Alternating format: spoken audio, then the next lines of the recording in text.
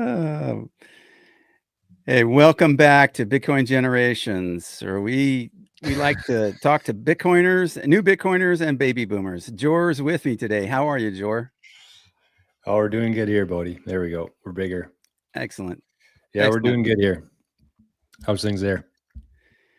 Yeah, we're doing good. Doing good down here. We got a little bit of rain, probably too much rain, and but we're ready to rock and roll for the spring, I think. Me How's the too. Masters going? Oh, good. Haven't been watching it much today. Usually I take Thursday, Friday off for the Masters week, but there's just too much going on in my life right now to be taking any time to watch golf. So hopefully I can get some in this afternoon, but if not, not much happens on Thursday, Friday. Anyways, it's just something I get excited about. So Well, we got Fat Zap Friday coming up tomorrow on the daily Bitcoin journey, right? So that's right. We'll I be see there. we've Can't got a miss few. Fat Tap Friday. Although it's Fat Tap Thursday today, too. Was it? There was some big fatties in there. Too fat. Very nice. Very nice. Well, we looks like we've got a whole barn full of people with us here, and so I'd like to thank you. Big shout out to all of you in the chat. Feel free to put your questions in there. We've got a lot to cover today. I'm going to try to keep it under an hour. And Jordan, you got anything you want to start off with, or do you want me to jump into just some of this? Yeah, let's get into her. Why not? Okay. Well, as you know, this channel we try to reach out to baby boomers and people that are really maybe new to Bitcoin or are not real seasoned and sort of been around and seen a lot of things, including the internet, show up and things like that. You've seen a lot of things, and you've got a lot of street sense, kind of like you don't really trust all the deluge of information that's coming out of the internet, and who can you watch, who can you listen to, who can you trust. Well, one of the guys that I've been following, so if you didn't know, I'm a baby boomer. One of the guys that I've been following since 2015, when there was a guy that came down the escalator that was going to be running for president. I've been watching, listening to this guy at the Conservative Treehouse. He goes by an anonymous. His name is Sundance on his website. So if you haven't seen the Conservative Treehouse, I encourage you to go and read them, because I've been getting a lot of information out of there. And actually, for this show, I actually posted the link to the show and encouraged some of their viewers to come and watch. So I don't know if they're here or not. And I'm not here to bash the Conservative Treehouse or Sundance. I've got a lot of really good information. He's been very open with a lot of the information that he's given us, and a lot of inside kind of information about like what's going on behind the scenes, and a lot of things that in politics, in finance, and economics and stuff. It kind of helps to see the big picture sometimes. Anyway, in regard to Bitcoin, I've had some comments in there that I've made about limited things about that I have learned, and I've asked other people if they've had comments too. And so one of the guys in there responded to my one of my posts about Bitcoin, and he referred me to an article that I would like to share, because I wanted to talk this through with Jor about some of the fear and uncertainty and doubt that we have seen in recent years. And this article is an example of that. And so let me just go ahead. Let's get right into it and share that. Okay. So I'm going to share this article and see if I can get this in the right context so we can see it. And I'm going to scroll up to the top first. So fasten your seatbelts and might need to take a Dramamine or something. But anyway, so this art first of all, this article was March 25, 2024. And it's the SWIFT is planning a launch of central bank digital currency trading platforms in 12 months. Now, remember, in March of 2024, we didn't know who was going to get elected. We had a good idea the way the sentiment was going, but we didn't really know. So he goes into and he writes a lot in here about the SWIFT, basically how they go through and settle bank, do international banking stuff. And that's not what I want to. I want to direct our attention down here a little further. Okay, so this is 2024, and this author Sundance is referring to a statement by Larry Fink at BlackRock from 2022, saying that the Russian-Ukraine war could end up accelerating digital currencies as a tool to settle international transactions. Well, side note, we're seeing that right now between Russia and China. They're settling transactions between them using Bitcoin and possibly other cryptocurrencies. I don't just question for you, Jor. Have you seen that? Have you heard these reports that that Russia and China are settling these transactions currently, but Yeah, between themselves using yeah, Bitcoin? I have. It's for the last couple years here, and I like the direction you're going with this, Bodie, because it does seem like it's very hard to follow, especially for somebody who's like 30 years and above right now. It just seems like there's so much information out there, and you really don't know who you can trust and how to verify things.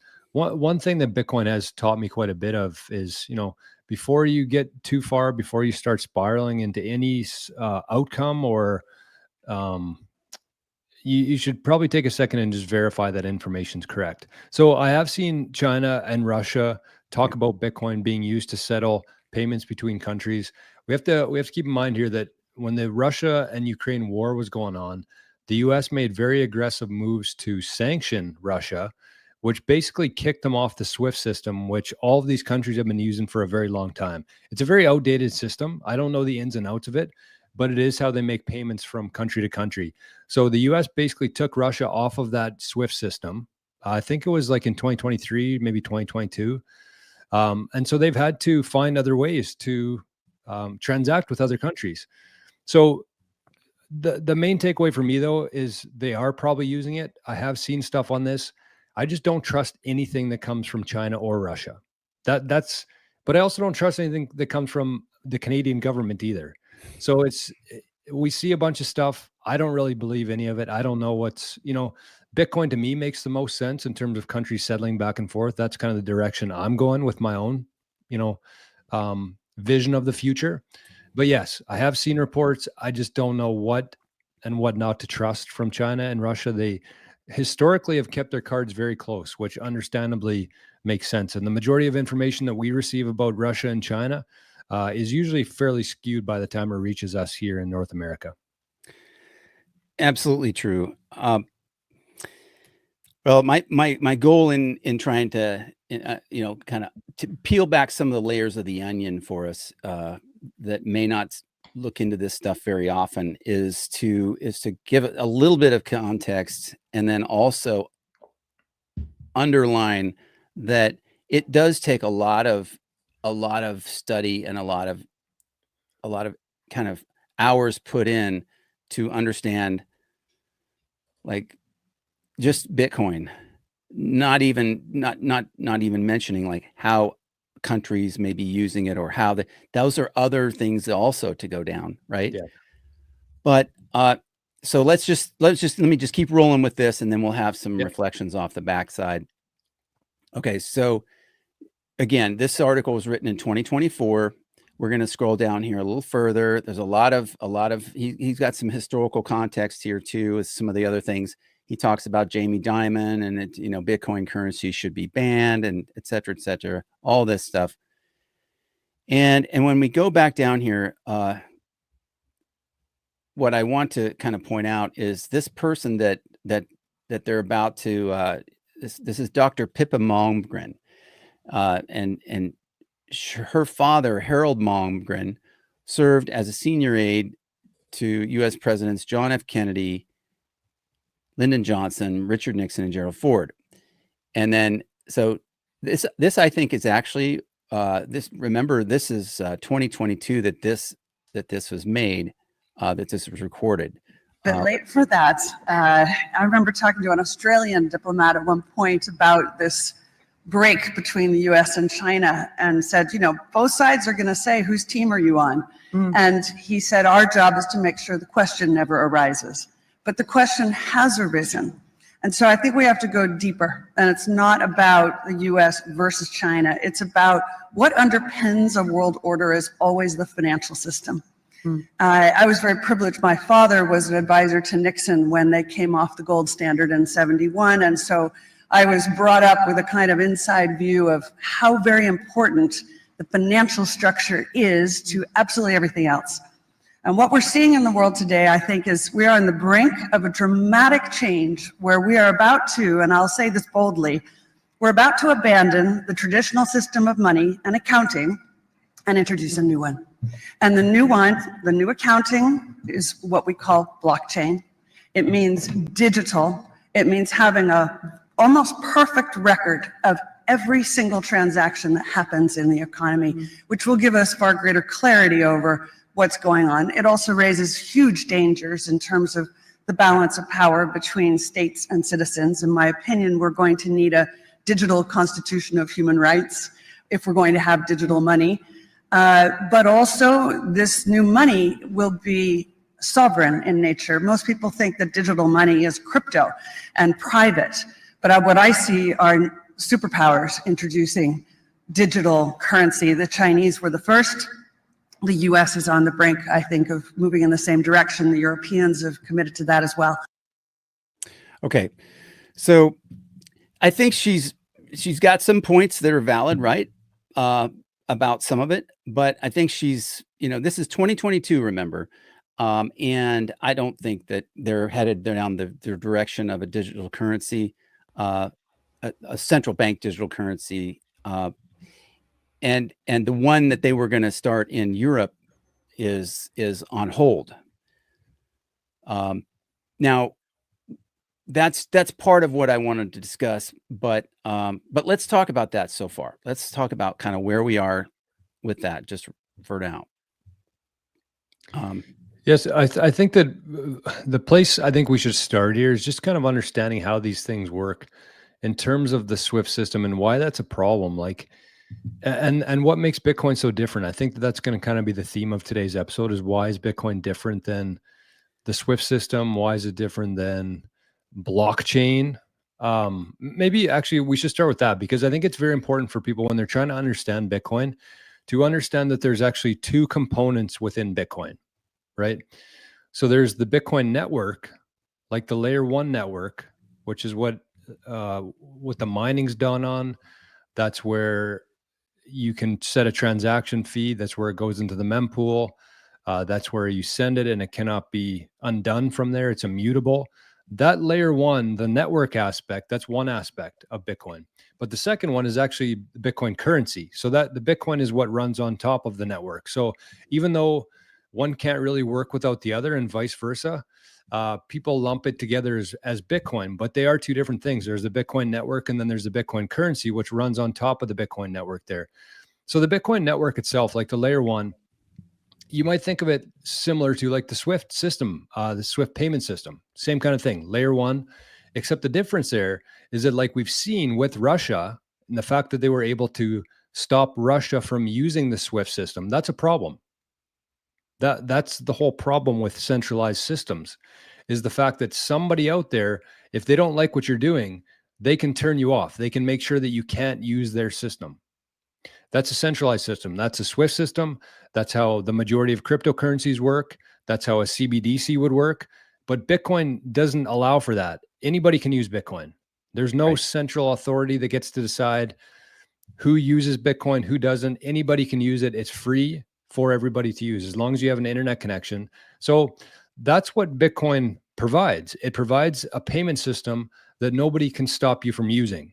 And that's a in this context, that's a perfect example of why it's so powerful, and why it is going to eventually take over the entire world in terms of countries using it. Because you may have noticed that with Trump in office now, they're moving away from globalization. And you might think, well, if we're moving away from globalization, why would it make sense to use a global currency?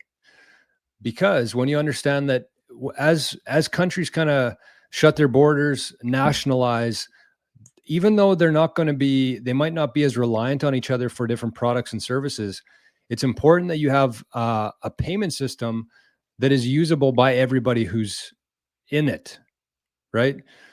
Right. So we're moving away from globalization. We're moving to more decentralization and nationalization, but countries still need to be able to settle transactions with each other. So if everybody's nationalized, if everybody's decentralized, you still need an underlying payment system to transact with each other that nobody has the ability to shut people out of, and that's Bitcoin.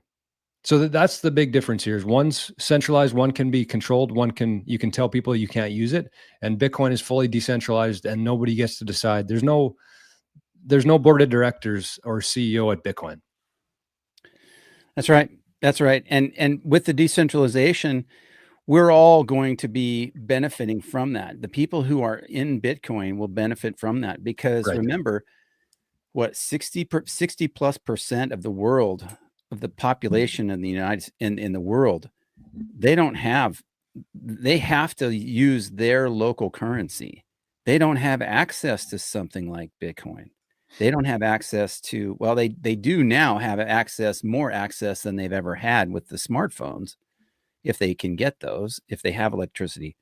But oh my goodness, I'm just noticing that somebody has zapped us. Oh yeah. Or we got a zap for 2,500 sats. Ooh.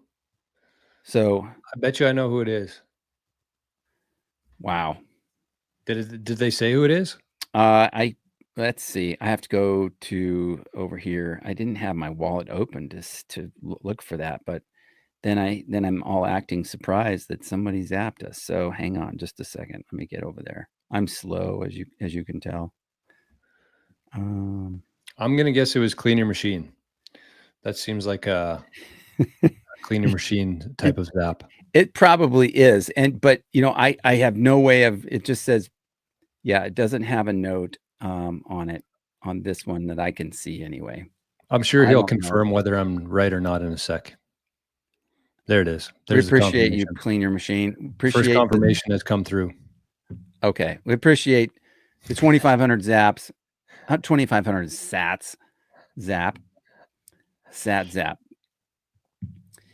Well, I'm excited. I'm excited for, this venture into this little story here, is really just, I really hope that there's somebody watching that has experienced or is a regular reader of the Conservative Treehouse. It's been an excellent source of information when a lot of other sources were not good information.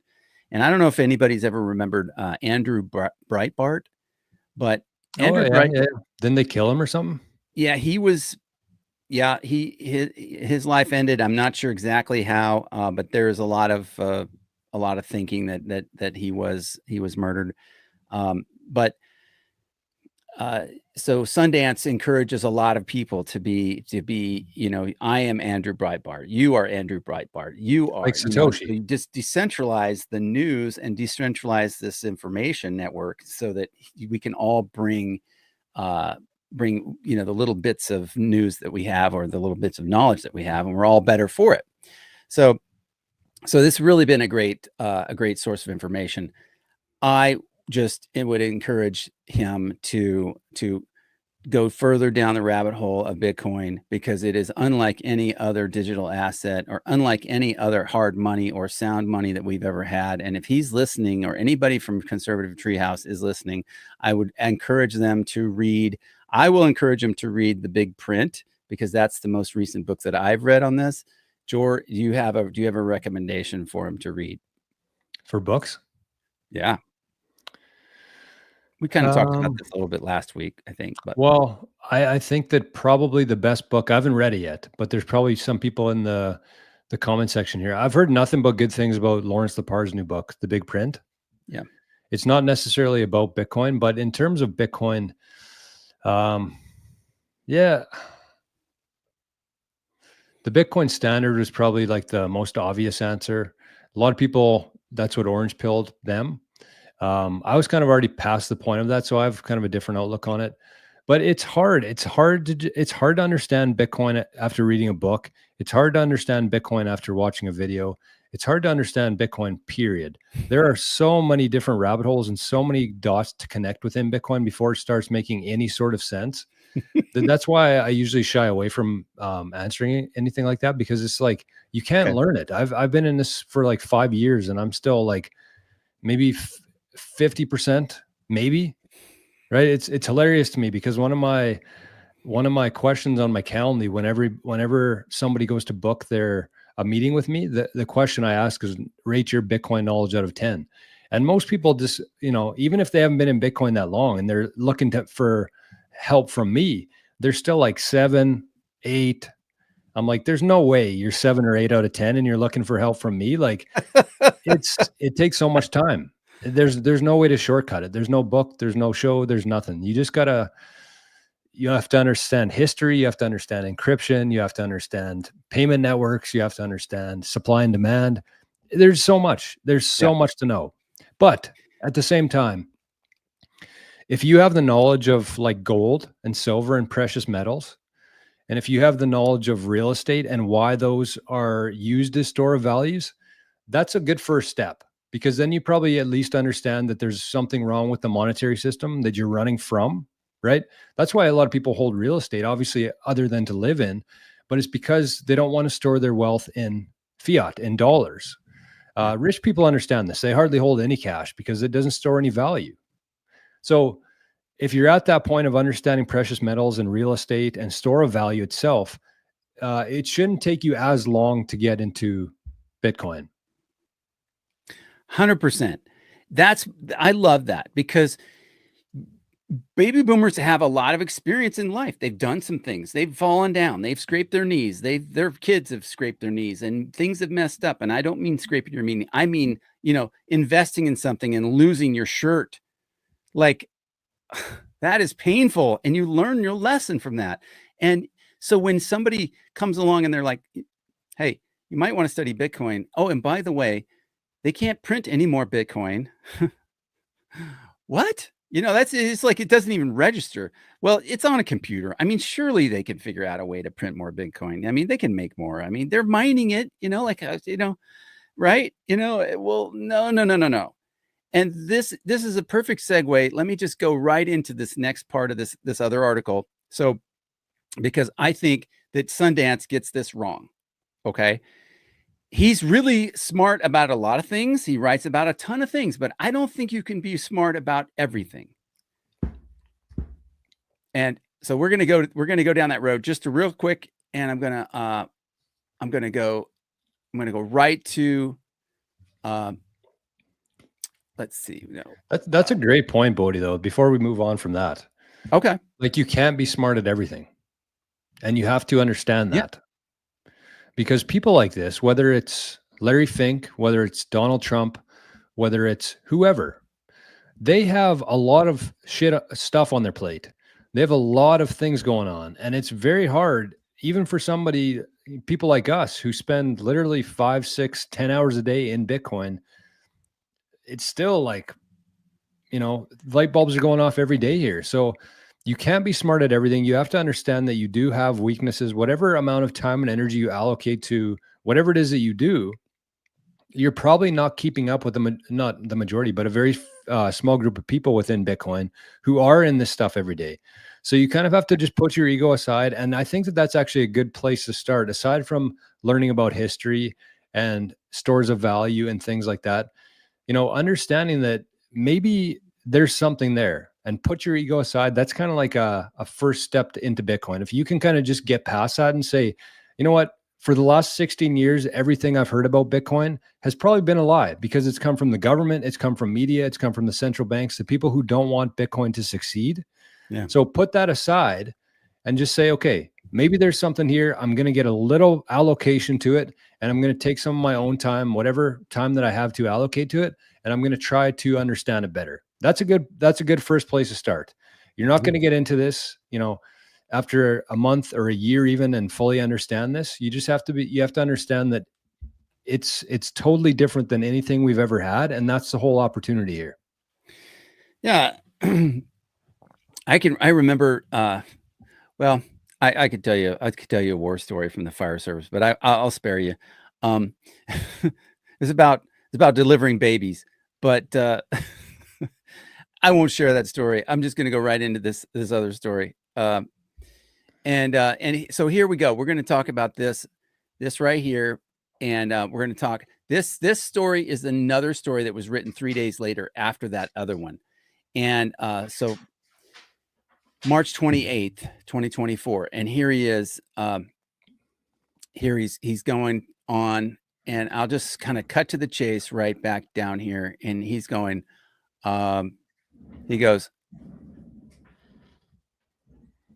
let me repeat this. Cryptocurrency in all forms will be banned. Crypto is not technically a currency. It is a barter based on trust. However, at a certain point, crypto must have the ability to transfer into currency value.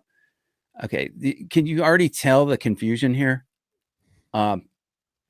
Dollars or another currency are needed to purchase Bitcoin, or Bitcoin eventually sold or exchanged for dollars or another currency. Bitcoin only used as a familiar type of crypto. This process is where crypto gets blocked. Again, I think he's confused. I think he should stick to things that he knows what he's writing about. I would be happy to do, maybe Jor and I could do a guest,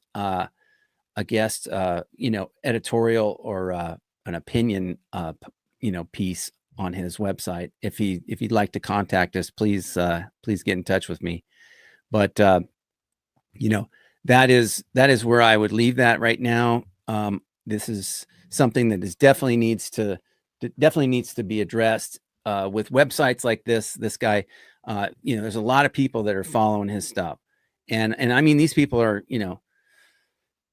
been around for a while. A lot of them are veterans. A lot of them have been in the 60s, 70s, 80s. They've got they're friends with each other on this website. I've seen them, and I know there's some famous people lurking on there too.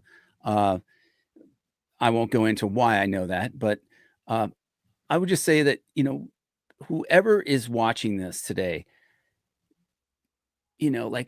do yourself a favor and do your family and your grandkids a favor. Make sure the information you're getting is solid and reliable. If it,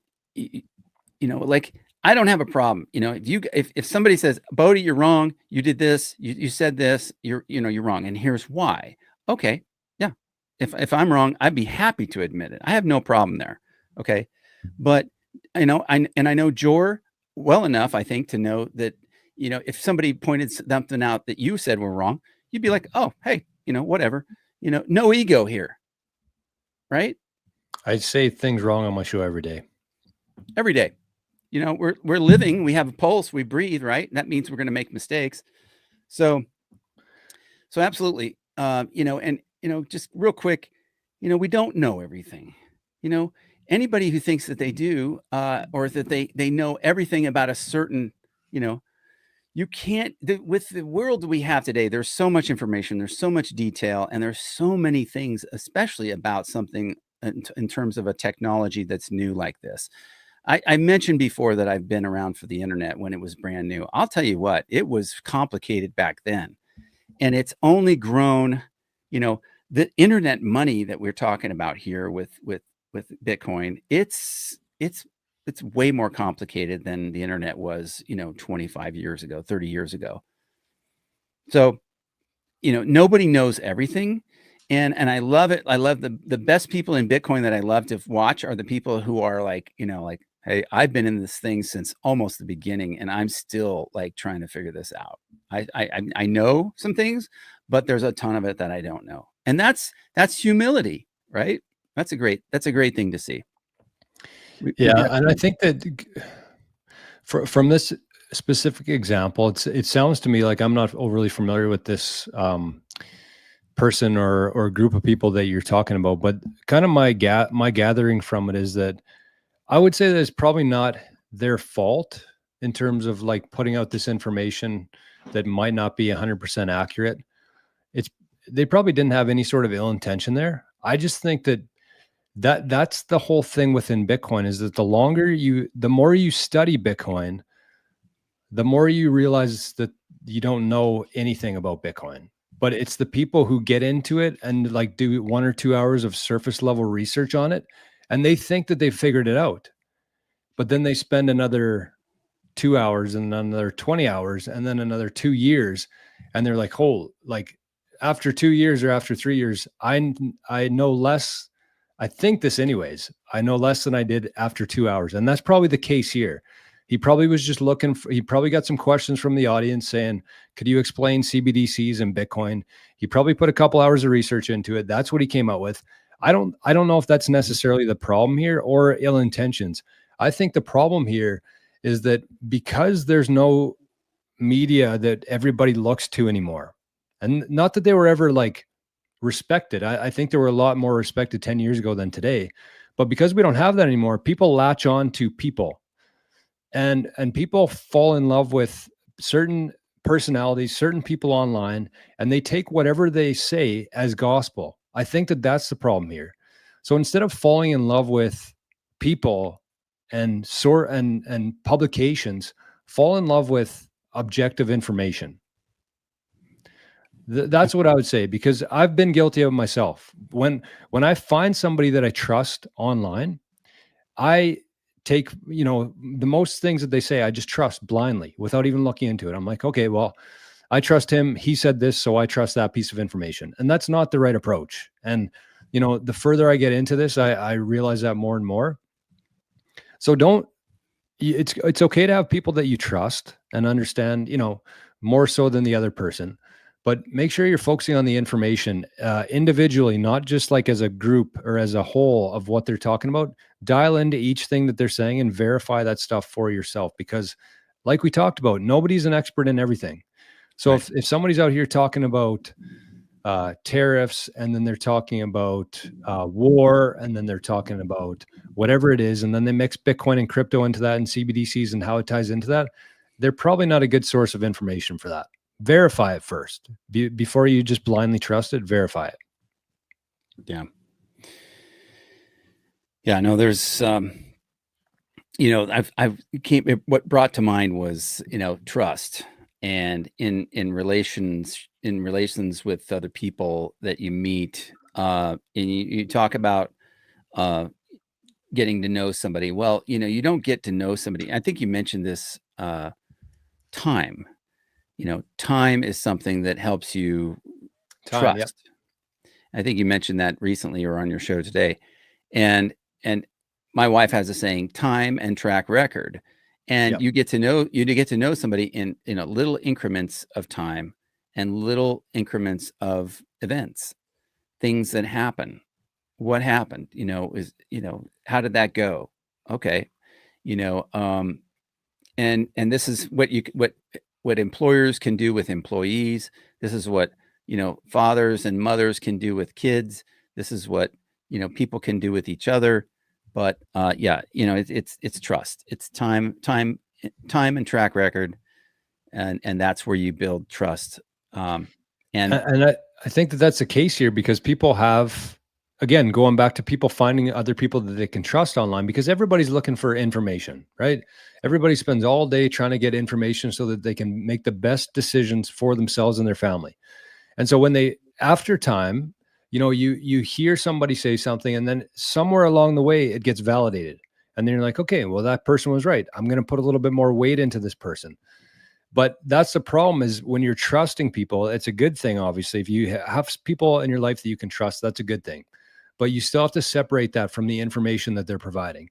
Just because you trust somebody doesn't mean that you have to trust every word that comes out of their mouth. I think that that's the Right. point here that I'm trying to get at anyways. Oh, for sure. For sure. Yeah, exactly. And it builds trust when you you're just right up front with somebody and say, yeah, I don't know enough about that. Just really I can't help you there. Or, you might want to ask this person or go to this source. And I think I think that's really helpful. As we see a lot of news and a lot of new technologies and new things coming on, this information is coming in, daily. And it's coming from all different places, like new wallets, Phoenix wallet just got approved to be back on the Apple app store. These are good things. You can't keep up with all this stuff, but yeah, I've heard of the Phoenix wallet, for example, but I hadn't used it. So this is something that, like, oh, okay, this is a new thing. Apparently, these Bitcoiners think this is a really great wallet. Maybe I'll check this out and see how that works. There's all kinds of different things coming up.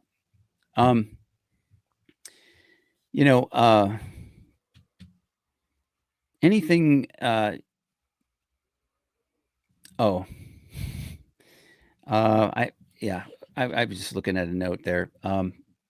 Anything else that you've got on the top of your mind that you might want to discuss? Well, you kind of mentioned the Phoenix wallet there. I think that's a big thing, and trust goes both ways too. I think that's an important part that I've been noticing within Bitcoiners too. Is the mentality with Bitcoiners is that you don't trust anybody, right? Whether that's government, anybody, any sort of centralization, any sort of entity. Bitcoiners have this inherent distrust with anybody like that. And I think that it can go both ways. You can be too trusting of people.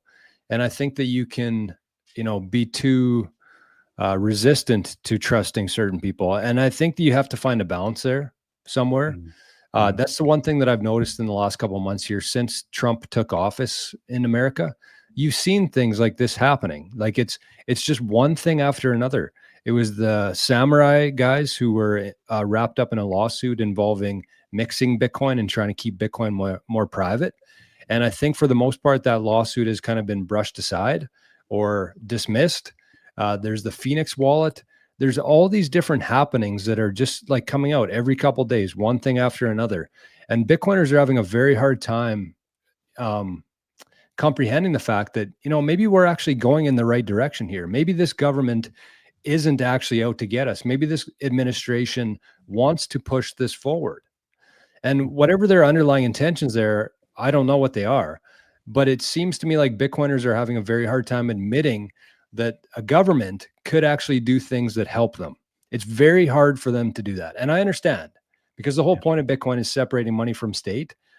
But at the same time, and that maybe that's where the whole thing is here. But I think that's just kind of what I wanted to say there, is that we shouldn't trust everybody, but we also, we don't just want to automatically distrust anybody that we disagree with or certain entities, because within every entity, there are people just like us. And right. I'm just really tired of the whole Democrats versus Republicans, liberals versus conservatives, black versus white, all that stuff.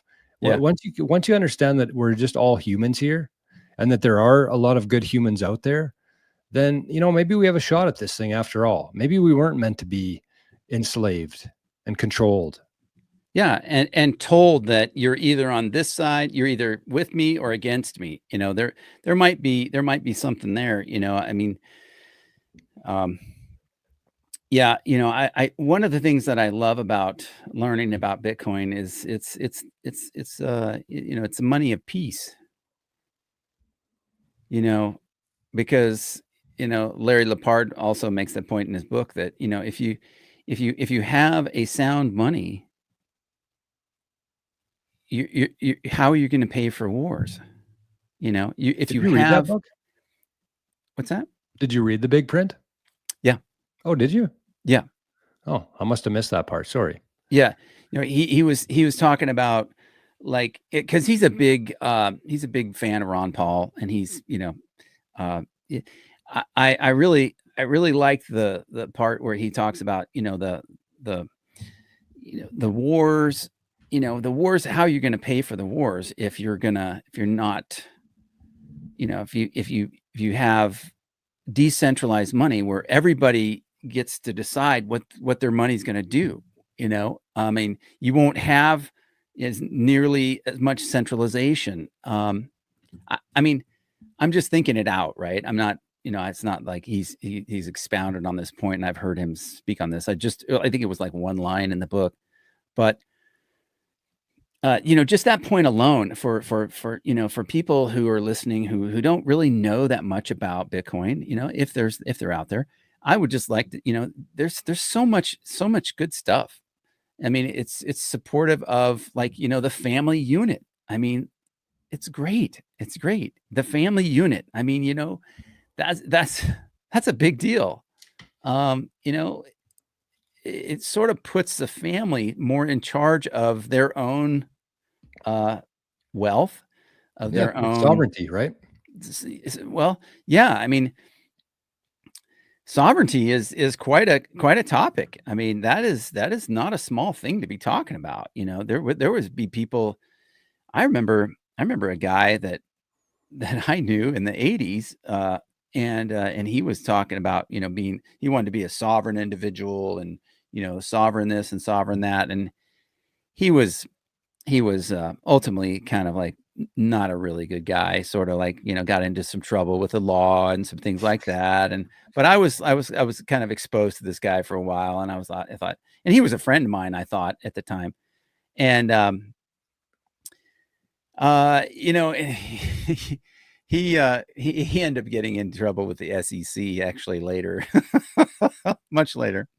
But in his mind, he was like, oh, I don't have to obey the law. I'm a sovereign individual, and I'm all this stuff. Like, okay, well, let's see how the IRS feels about that and things like that. I mean, it's just like, okay, the system has been built. It's been built all around you. Like, how you going to wiggle out of that? Yeah. You've got to have some pretty good, legal maneuvers to figure that one out. But it's amazing. It's an amazing concept, and I really love to see more of that, be fleshed out, so that we can actually see it, talk about it, maybe live it out too. There's so Let's many questions that come with that, though. yeah, let's go back. I'd say let's spend a couple more minutes talking about the Bitcoin stuff here. How, Yep. I want to talk just quickly for a second about how it might end wars and how the incentives change. Okay. But in the meantime, like, we probably got about 15 minutes left here. So if there are any questions or any topics that you guys and girls want to talk about, just throw it in the chat there. We'll see it. I've been kind of following along with the questions here. We haven't touched on any of them yet, but we'll probably spend the last little while here maybe talking about the topics and questions. I see Cleaner Machine sent me a coffee, so thank you, my friend. I appreciate that. I don't have any coffee right now. I got a liquid IV. So, but the incentive there for war, because when you think about it this way, like, and I think back to a conversation I just actually had a couple of days ago with a retired veteran in the US from Florida. And he was asking me how to orange pill or get their foundation to buy Bitcoin. And he said, I think that if more veterans knew what actually caused wars, there would be a lot more veterans and people who are pushing towards Bitcoin, moving towards Bitcoin.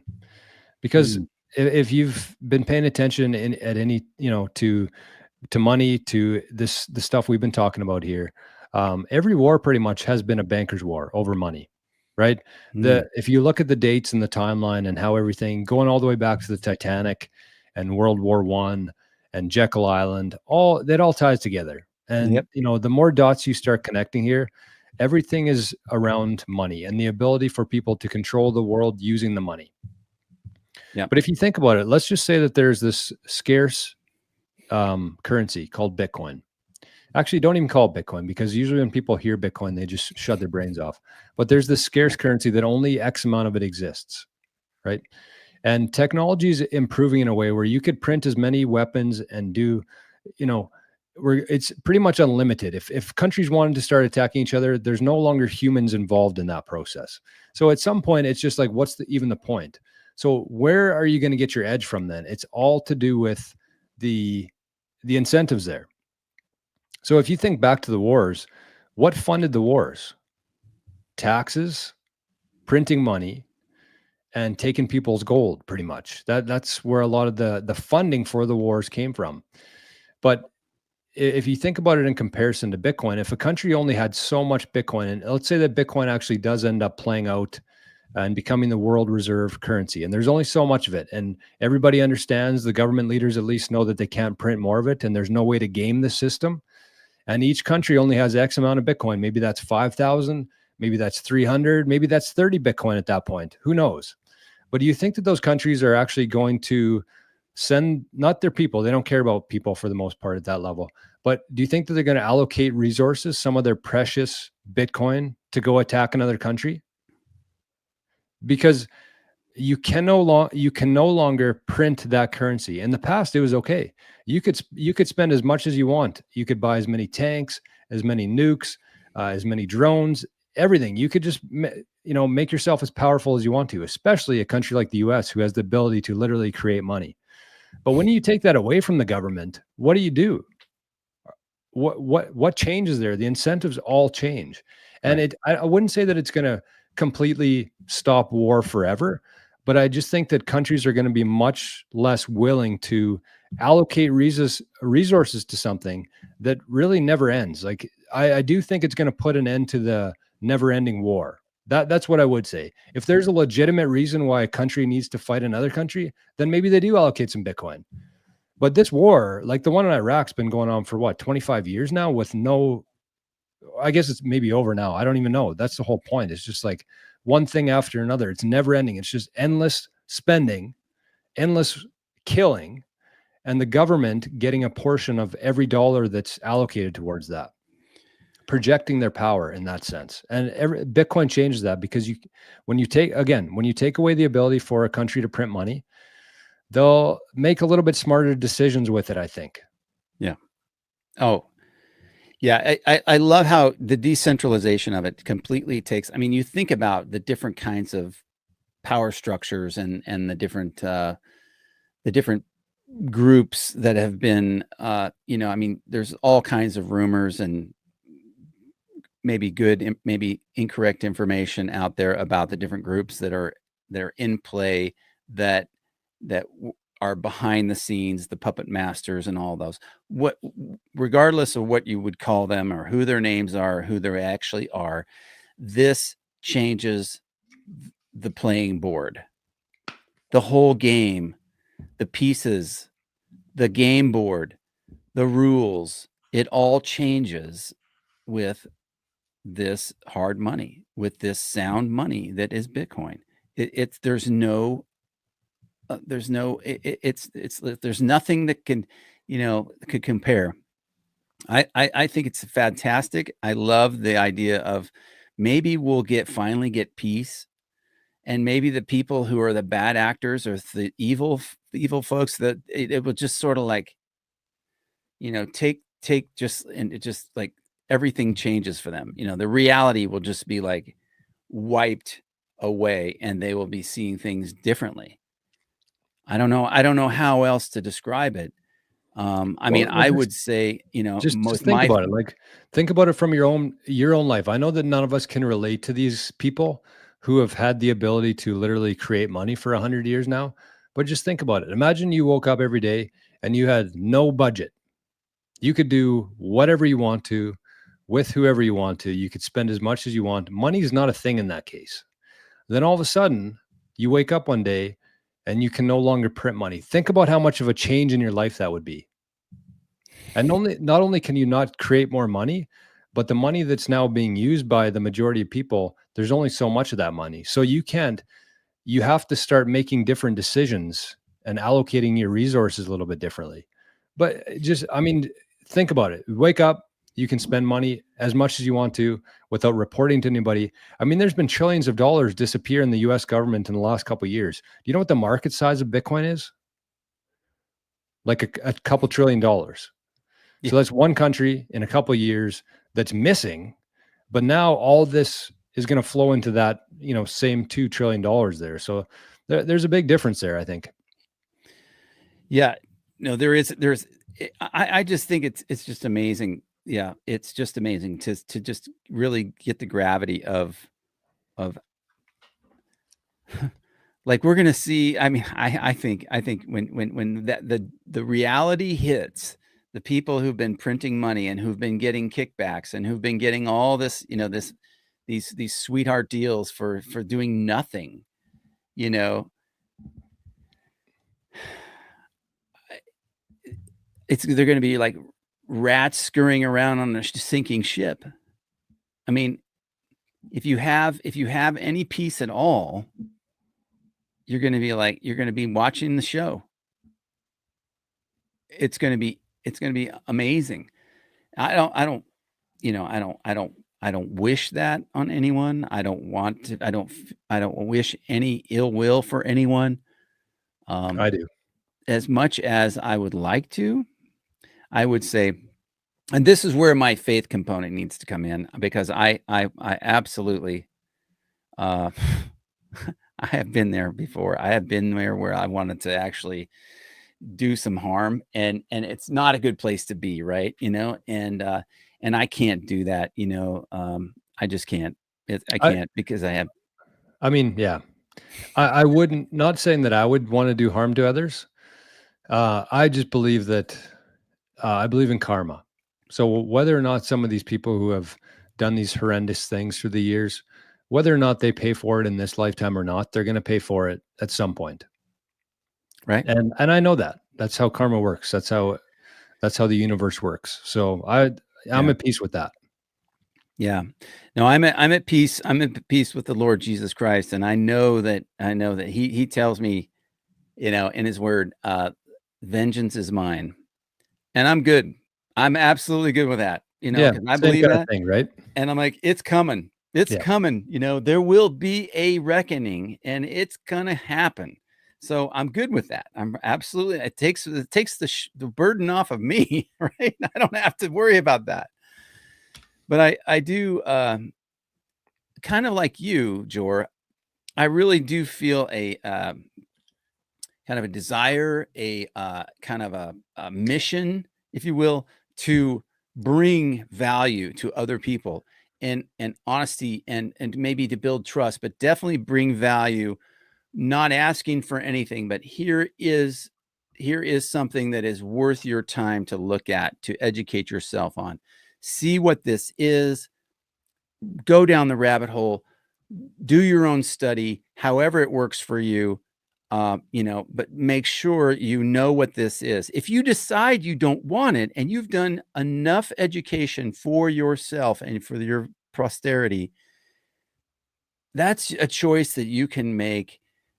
But if you don't have good information to start off with, I used to train employees and stuff in the fire department. I used to train guys on my contracting crew and stuff. And I would tell them, I'd say, hey, man, make sure you get good potty training in the beginning. If you get good potty training, everything after that will be amazing, right? But if you don't start off well and you get bad information, things are not going to go well later. So make sure that initial good information is really solid. And so that's kind of what I think what we're trying to do here for boomers and for new Bitcoiners. I know Jor does that on his channel. I really appreciate you. I appreciate those guys over at Maple Bitcoin,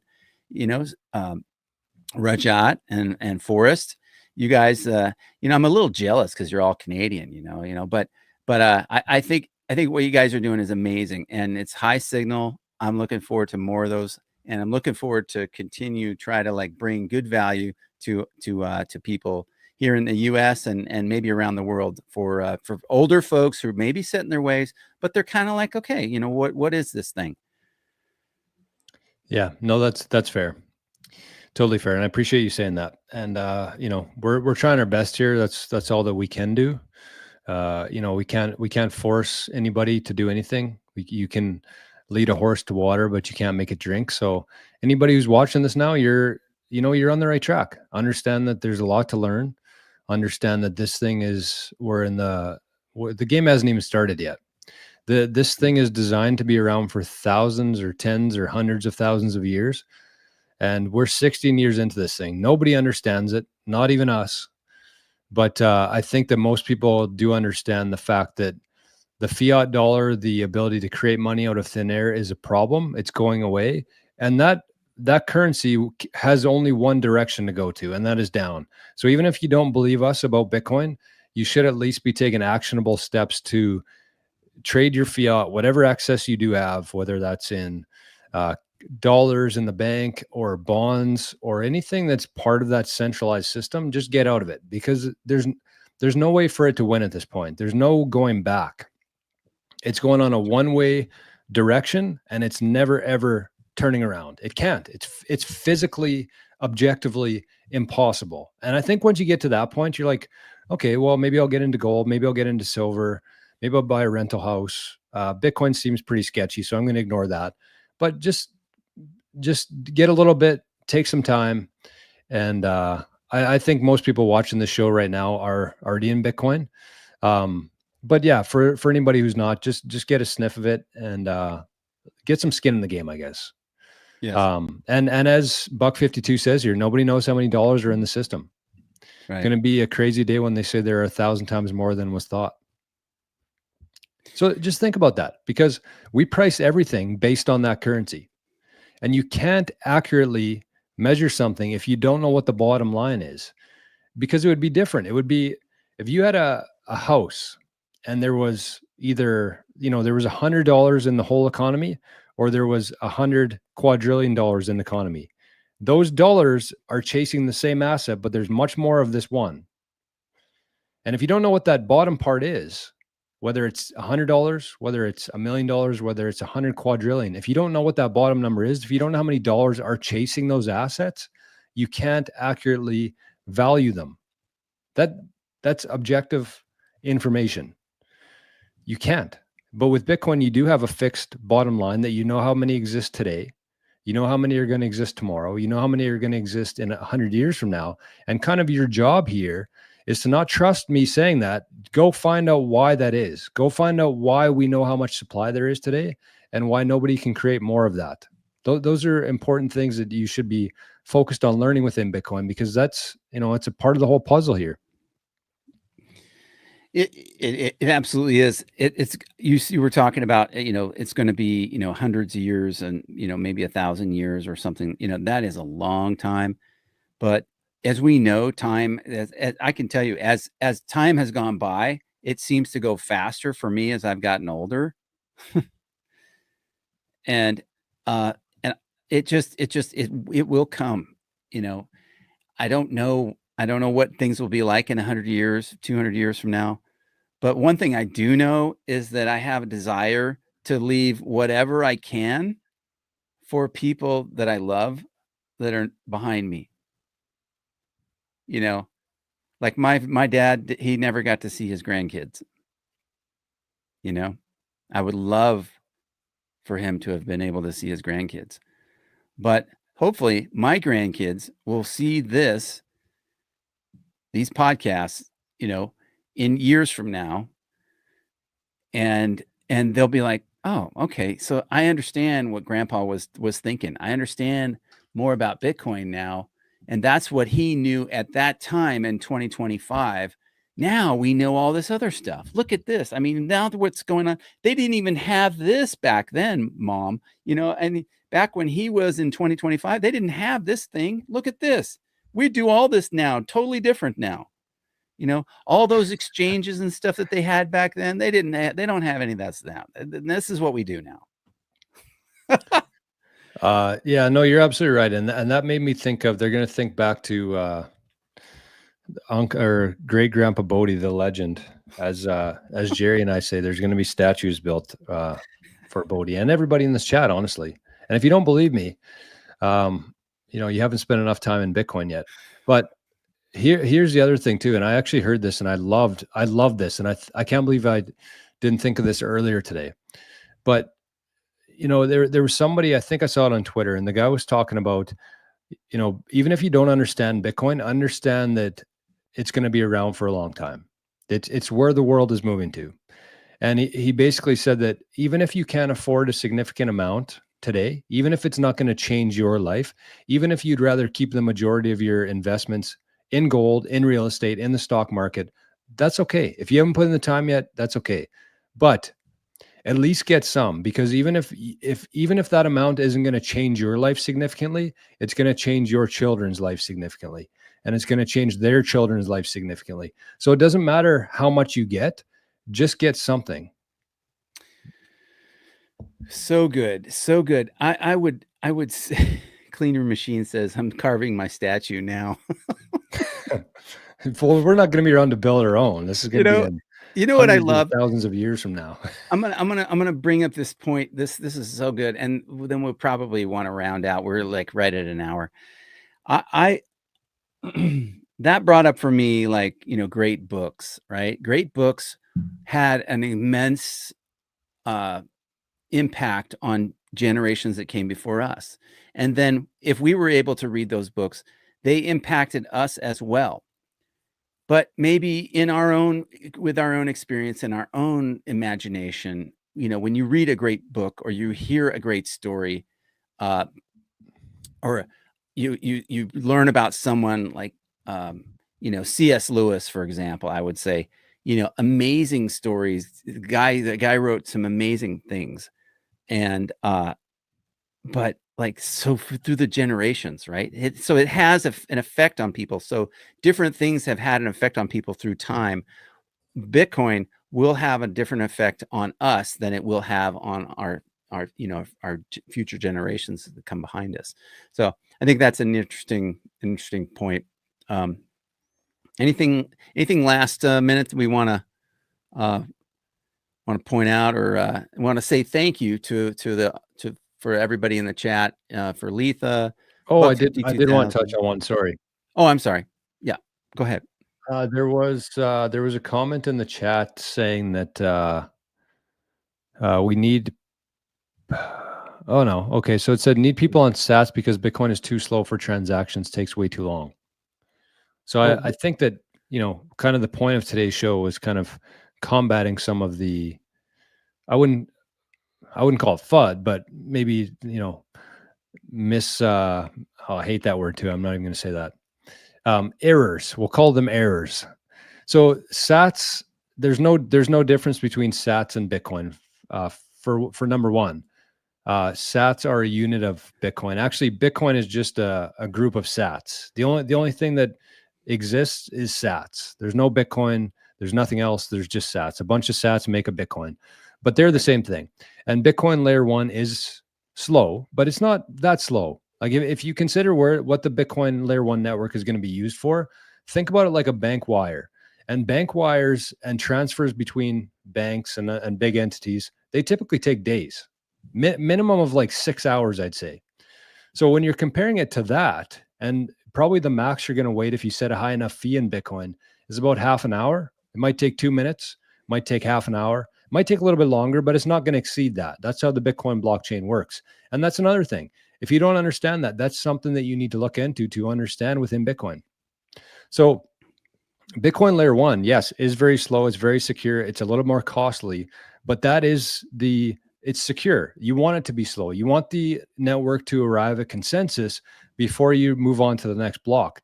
The problem with Solana, the problem with XRP, all these other cryptocurrencies is they don't have that 10-minute increment. There's no difficulty adjustment there. They could come in, faster than the speed of light. And then as soon as something gets out of whack, the network's all screwed up because the network isn't in consensus before it goes into the next block. If you want to talk about blockchain, as much as I hate that word, but that's how you have to think about that. It's just a bunch of transactions in order in a chain or a giant ledger. So yes, agree there, but there are different layers being built on layer 1, like Lightning on layer 2, Liquid, eCash, which makes it cheaper, faster, and easier for people to send Bitcoin around. So yeah, I mean, it's just important to differentiate between the Bitcoin layer 1 and like Lightning, and the use cases for those. You're never going to go into a restaurant and pay for your bill on layer 1. You're going to be using other layers like Lightning, Liquid, eCash, plus whatever comes in the future. But the important thing there is that it's all built on top of layer 1. Layer 1 is the foundation. It's the secure, the payment system. And yes, it takes a little bit longer because it has to come to consensus before it moves on to the next block. And those are put into the blockchain forever because Again, when that ledger gets sent out to 25,000 nodes around the world, it's impossible to make a change because you'd have to go to every single node or every single person keeping a copy of the ledger. You'd have to go ask them to change it. So once a transaction is put into a block and that block is confirmed, it's there forever. I make the analogy of, like the savings account and the checking account. Well, the savings account is kind of like layer one. It's like in a vault, though. Your savings account is like your money is locked down in a place you can get to it, but it's very safe. The checking account that's the one where you take your card up and you do the soft tap, and it just has those things. But yep, that's a good way to think about it in terms of like people holding Bitcoin. I think that's a great analogy. Yeah, because Bitcoin on layer one is savings. Bitcoin on Lightning and other layers on top of that is like a checking account. It's just a way, kind of an analogy for people to kind of maybe think about how it gets spent, how it works a little bit. I mean, I know it's a poor analogy, and technically it's a good one. Correct. But no, it's good. It's just, I guess, depend on the perspective you're looking at. Like as somebody holding Bitcoin, that's a great analogy. But I mean, I'm not really going to disagree with it. Actually, I think it's a good analogy. And even if you look at the Aqua wallet, that's how they label it. They label the Bitcoin layer one, like on-chain Bitcoin, as your savings account, and Lightning and Liquid layer two as your checkings account, essentially the ones that you can spend quickly. Your spending account, I think, is what they call it on Aqua. Yep. Yeah, and so you touched on this real quick, and then we'll kind of like encourage. This is the call to action. Okay, this will be our call to action. Like as we're gonna leave, I would like, and I'm gonna ask you for a call to action if you have one. Okay, but I would like for people to get off zero, to be thinking about how they can move forward in this. We'd like to see more people get some Bitcoin, but there's more levels of this. Okay, once you get some Bitcoin, once you do, you can decentralize more. You can help this decentralized network become stronger by getting your own Lightning wallet, by getting your own. There's other ways that we're gonna go later. I mean, obviously, if you're new to Bitcoin, you're just trying to get your feet under you. So we want to encourage that. But there are other things. It's like, okay, you got to first grade. Good. We're so proud of you for getting to school because you're in first grade. Okay. But there's second grade, there's third grade, there's more. So we want to bring you up to second grade and third grade. And we got places we need to go. So thank you for getting here to first grade. Okay. What's your call to action, Jor? So for people out there who are watching this and don't have any Bitcoin yet, I don't know how many people would be. I'm thinking maybe somebody might have sent you this video, like a trusted friend or a family member to, try to introduce you to Bitcoin. So I'd say if you don't have any Bitcoin right now, just again, going back to what Boadee said there, just get some. And I think that, you might listen to some Bitcoiners on YouTube talk about not your keys, not your coins, and really push people into self-custody, which 100%, that's the end goal here. But if you're not there yet, if you're brand new to Bitcoin, but you just want some exposure to Bitcoin, you could use an exchange like ShakePay here in Canada or River in the US. And it's okay to leave your Bitcoin on there for a while. I think it's such bad advice to tell people just to rush into this and take custody of your coins. It's horrible. It's horrible advice because I've seen more Bitcoin lost that way than by any other way. So just get some, and you can leave it on the exchanges for 1 month, 2 months, 6 months. It's going to be safe there. As you're doing that, as it's being held on an exchange, that's when you take some time. You learn about wallets. You learn about the recovery phrase. You maybe look at a hardware device. You look at how to secure that Bitcoin, but you don't do it before, you don't do it after the fact, after you've already sent it there. That's not the time for learning. It's before. And somebody got into an argument with me on this on my YouTube comments, and I'm probably pretty bad for replying to people when I shouldn't, but I just said, like, the worst thing that people can do within Bitcoin at this moment is overthink it and they believe that they need to fully understand this thing before they buy any of it. And the analysis paralysis aspect of that has cost so many people so many sats through the years.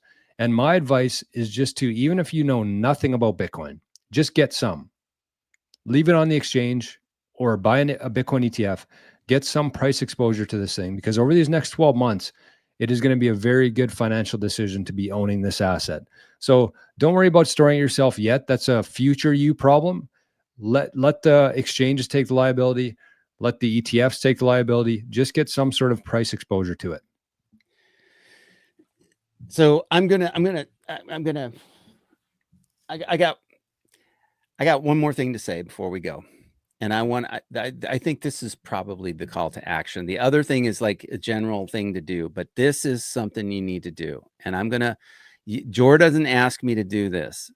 This is Bitcoin Generations. He's kind enough to share this with his guests on his show. He links it to places where they can watch. But I will say this right now: if you watch Bitcoin Generations, you need to know where this and what I'm thinking about is the 365 days of Bitcoin. Is there a way for people to get to that, Jor, so that they can learn about Bitcoin like one step at a time? Because I'm gonna tell you guys that you need to get in this video, this series of videos that Jor has put together. He's putting them together like this year, and it's really awesome. Hey, we're on day 100 today.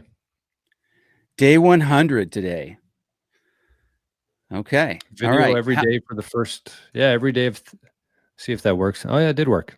There we go. I just shared it in the chat there. Okay. So you can go to the Patreon there. You can find the options for memberships, I think it is. Yeah, click membership, I believe, and then you should be able to find the course called 365 Days of Bitcoin. So you could sign up for that today. It's $21 a month, but you'll get 99 videos right off the hop for $21 today. So pretty good deal, I would say. It basically starts at zero and kind of gradually introduces new topics along the way. And I think that's how Bitcoin is best consumed and best learned. Well, that's what we need to do. We need to bring good value. And I really, I think that this is a great way for our listeners and, to get into this and to Thanks, dip Boadee. their toe in, dip their toe in, start at the beginning. Yep. This is first grade right here. It's starting at day 1. Okay. So you guys can do this.